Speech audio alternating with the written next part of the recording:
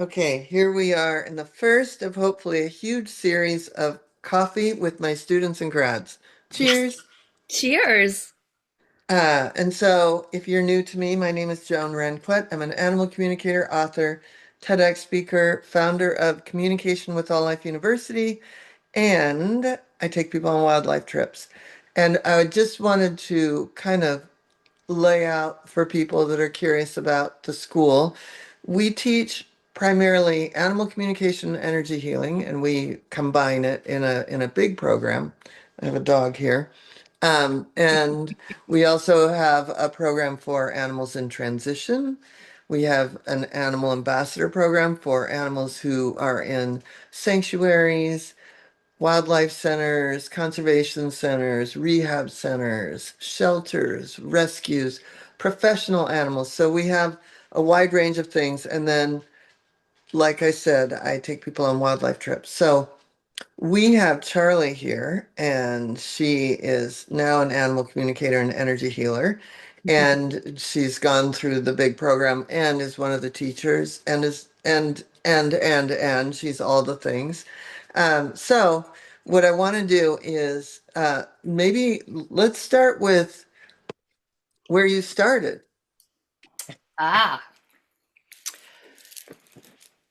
always being able to connect to animals, but always doubting that I was actually communicating with them, thinking everything I picked up, everyone does. Everyone does that.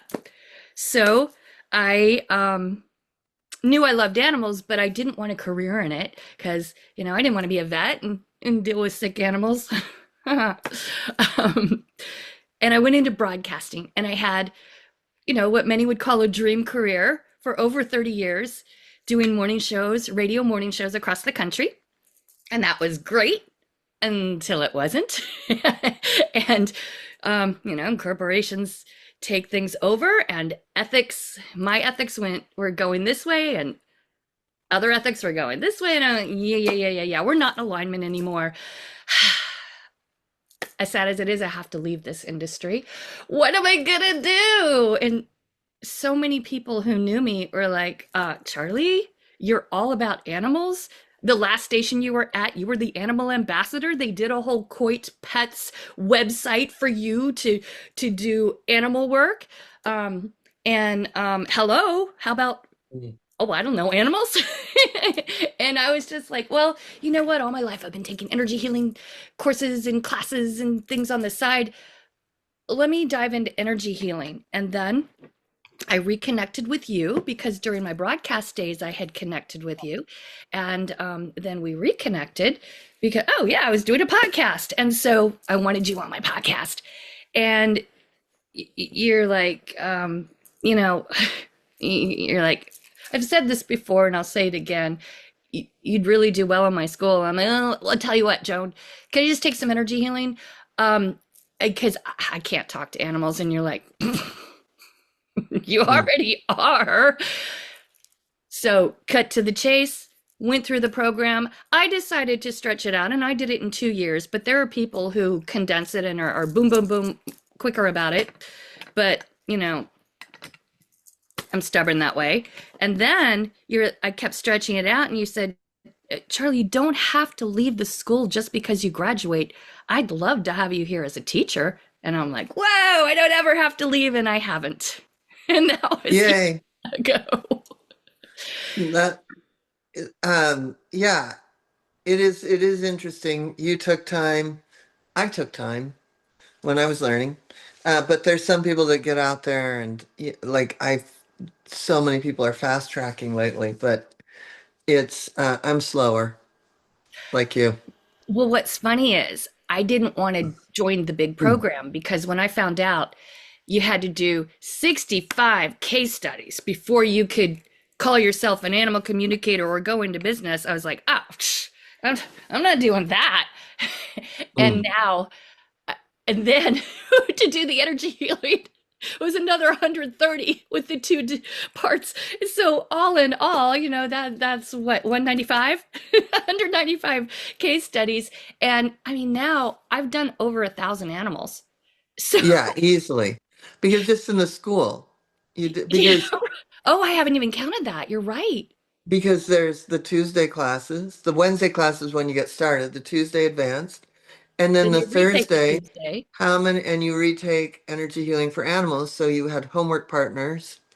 So no, I always say it's well over, I mean, it's well over 350 animals that And just from the school by the time you graduate. right. And That my you've own either client. communicated with or healed. Yeah, done healing work.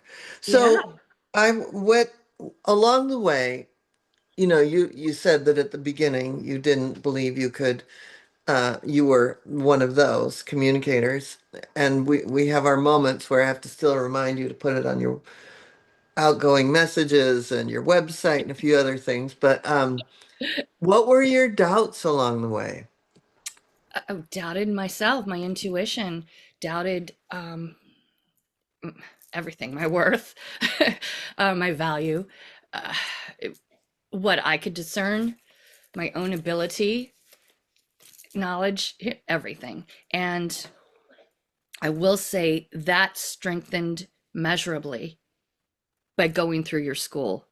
You helped me build stronger boundaries, helped me believe in myself, helped me find ways to believe in myself. And it wasn't by you saying, "Yeah, Charlie, you can do it. Yeah, you're smart. Yeah, you're good." It was by me finding those things out for me to tell myself, helping me validate things so that I knew I was right, because you don't live with me, you don't follow me around 24/7, so you can't be the one telling me, "Yeah, yes, Charlie, you're right, you're good."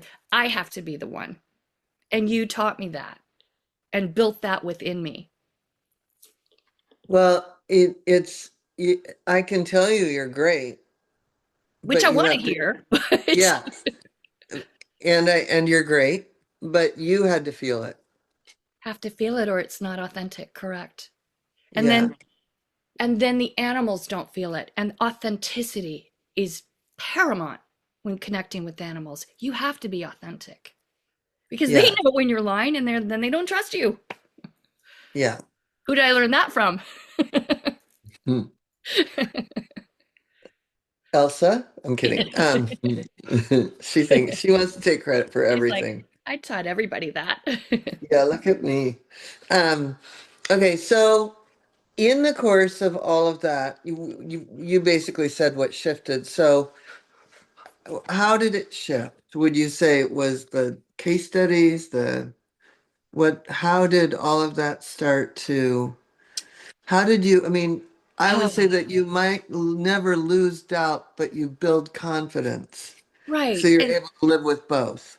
right. Because every time I have a new client book an appointment with me and I look at the name and I'm like, oh, this is someone new. I don't even know who that is. I get nervous. Will this be the one I can't connect with?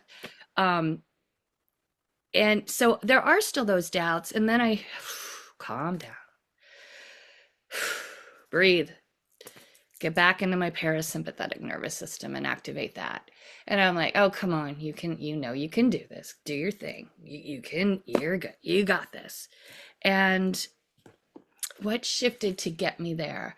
I think all the verifications along the way, um, and verifications from people who didn't know me from a hole in the wall and trusted me. And then, so they didn't have any reason to pump me up. Um, in fact, they had reason not to because they were paying me money, and they want accurate information as much as possible.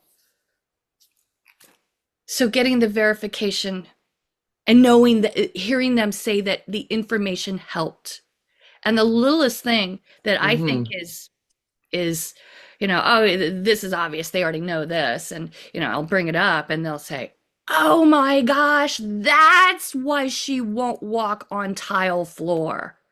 And I think that they've already picked up on whatever it was, and it makes such a difference to them at how Yes. they treat her, how they work with her, how they don't chastise her any longer, Or are not, they're no longer frustrated or right, they all the understand. feelings. Yeah. Exactly. So hearing how it helped, and that little thing that I thought was so obvious that they must know made a difference, made me realize that I had value, and to go ahead and bring things up even if it seems quote unquote obvious to me.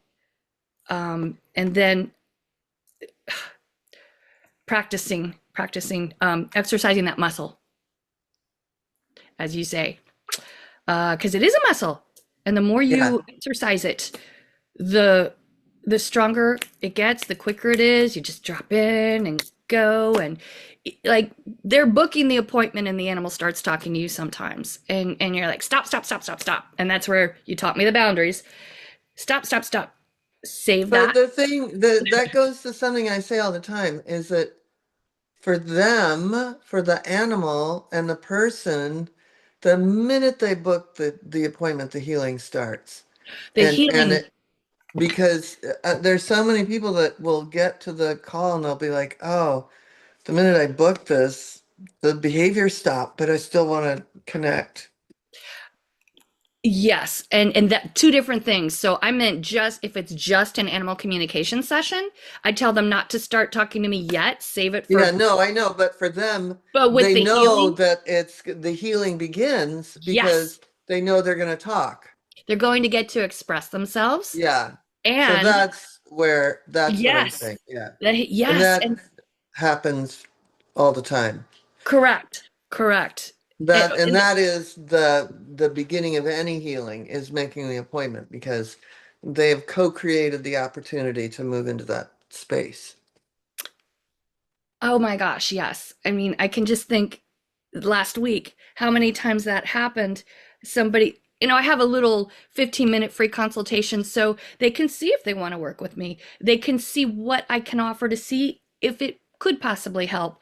And then by the time we'll do our little consult. And then by the time we get to the real appointment, they'll say, oh my gosh, she's so much better, like you just said.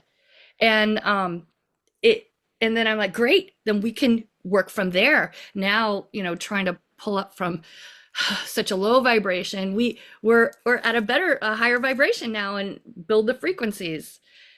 So that's very exciting, very validating. Yeah.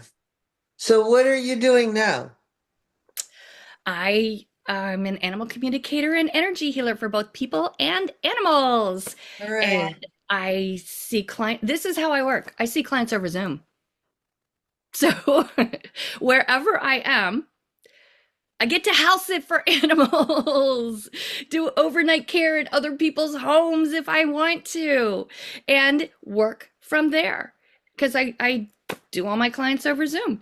And if I have some who insist on in person, and if it doesn't fit in my schedule, because in person takes a lot more time because you got to get there and then and then leave there, and gas and traffic and parking, and so if it's not a convenient location, I don't have to take it.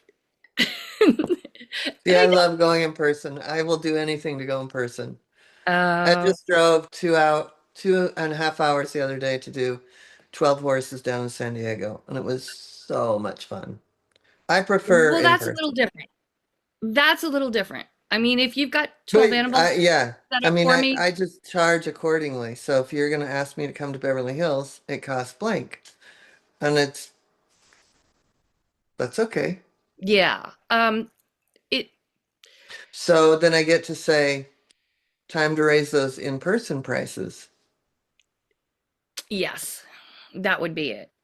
Although I did a birthday party uh last year where it was a woman's birthday party, but I was the gift to come in and read Oh, fun. her dogs and her cats.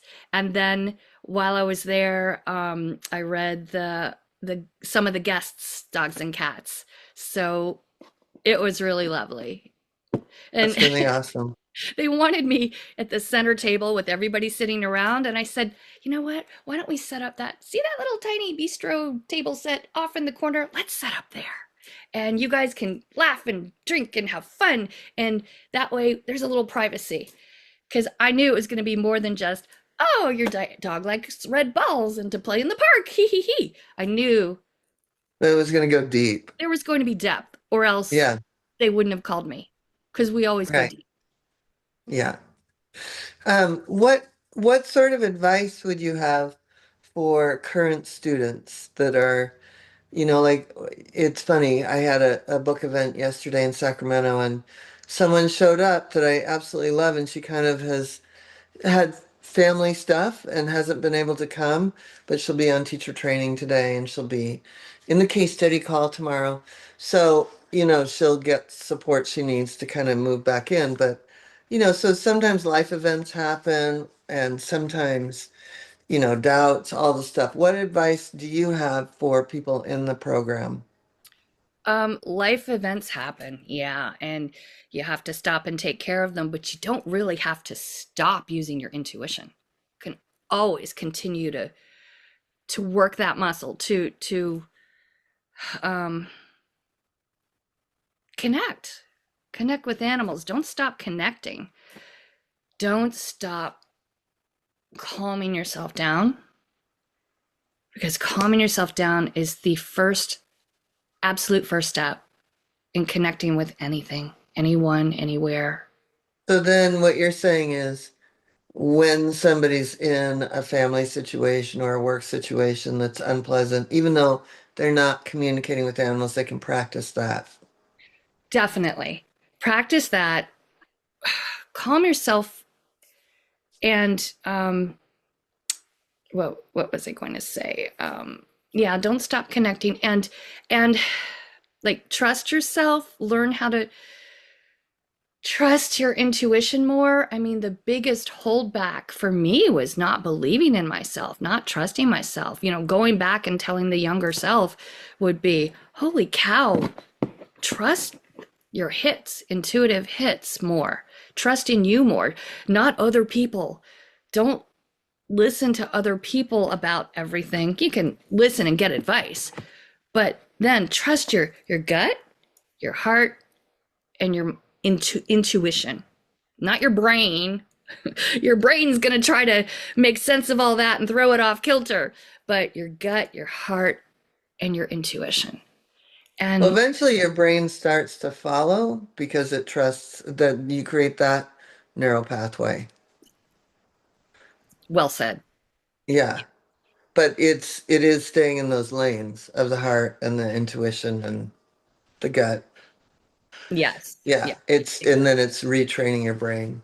That exactly. Yeah, the neural pathways, finally make more supportive paths to help I to always help say you when stay my on acupuncturist puts needles in the top of my head, I always say to him, "Are you making me smarter?" And he goes, "You are smart enough." that. I was just like, you got that for me. Exactly. I got everything from you. Mhm. And then what would you say to people that are sitting on the fence? Oh my gosh. If you're even intrigued by this, you're already doing it. And don't give yourself credit. You don't know it because you think the hits you're getting, intuitive hits that you're getting, everybody gets. So everybody knows that level. They don't. They can, but that may not be of interest to them. That may not be a part they they're interested in developing or want to go there. Um, so if you're even intrigued by this, you're already doing it, meaning you can develop that even more. And you can, if you want, make a career out of it. I never, ever, ever in my life thought I would be saying that I'm an animal communicator. I thought I would just always be going to them. and, um, so this blows my mind that I'm saying this years later, and that's my career. I do it for a living. I make a living doing this. It's the best job in the world. And when I was in radio, I knew I was touching people and I was trying to, infuse a little help in there as well. But you know, you've got to make things lighter and fluffier. Now I know I'm really connecting and helping on a really solid out Yeah, you go very, very deep. If you level. were to say what comes your way the most, what kind we've talked about this. Go ahead and share what comes your way a lot. I'd say 75% of my clients are those looking for help in the last stages of their animal's life. And they're looking for either that final answer, do they or don't they? Is it time for euthanasia or not? Um, or how can I help? I know it's coming close. How can I help my animal in the last stages? Um, or, oh my gosh, we just got this horrible diagnosis. What do I do? That ends up being more than 75% of my business, which I never would have thought. I didn't even realize. I mean, I didn't think much about it until it started happening over and over and over and over. And I know I make a difference. And I'm proud of that. I'm happy about that. It's bittersweet. It's heavy, but it's not. It's heavy at the time, but you know, I don't carry all of that with me. I I I can let it go and realize that that's a heavy situation, but that's not my heaviness to carry. Hmm, that's great. Well, you certainly are a gift to the world. Thank you from my guru gift, Joan Ranquet. I'm just Joan, but I'm really grateful that you heard the call and you came and you're doing it now. Thank you. I'm grateful you twisted my arm about it and just kept. You said to me, you're very patient, that you saw me as a prospective student long ago, The and beginning, the first day I met you, I was like, it's too bad she's got such a great career in radio because she should be doing this. that was oh my gosh, that would have been how many years ago? 15, It would be, yeah, at least 12 years ago. let's see, more than that, because it's when I was in Las Vegas. Uh, so that would have been like, yeah, that would have been at least 15 years ago. Your Yeah. your Energy Healing for Animals book had just come out. So that was 12 years ago. Okay, then no, because it wasn't, yeah, then it was before your book came out. Oh no, that's right. I bought your book when here in San Francisco, and my animals like rubbed all over it. So no, that's right. It was after the first book came out, because this would Yeah. have been 15, 16 years ago. I Holy had look moly. at I got the deal for energy healing for animals right in 2010, but it was a bumpy road Yeah. for it to finally come out. Yeah. Um, So it was 2009 or 2010 when I met you. It was way back. yeah, Wow. Wow, wow, wow. yeah, it's awesome. I Well, know. thank you. Thank you so much.